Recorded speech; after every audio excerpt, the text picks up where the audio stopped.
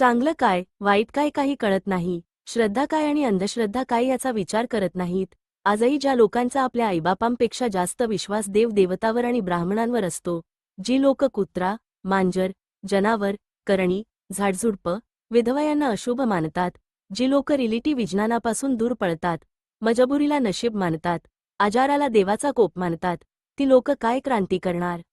आपल्या उपाशी भावाला किंवा खऱ्या गरजवंताला ते मदत करत नाहीत, पण मंदिरात चांगुलपणा दाखवायला हजारो, लाखो रुपये देतील. ज्यांच्या दिवसाची सुरुवात अंधश्रद्धेशिवाय होत नाही ते वैचारिक गुलाम कधीच क्रांती करणार नाहीत.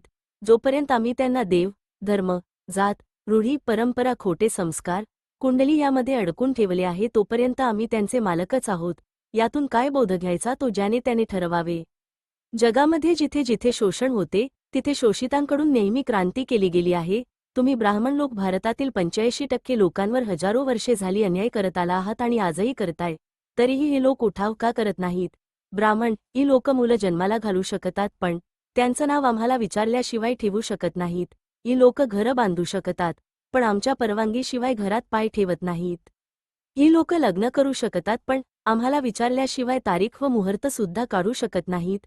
ही लोक कुठलाही व्यवसाय करू शकतात पण आमच्याशिवाय शुभमुहूर्त काढू शकत नाहीत. जी लोक आपल्या जीवनातील कुठलेही निर्णय स्वतःची स्वतः घेऊ शकत नाहीत, ज्यांना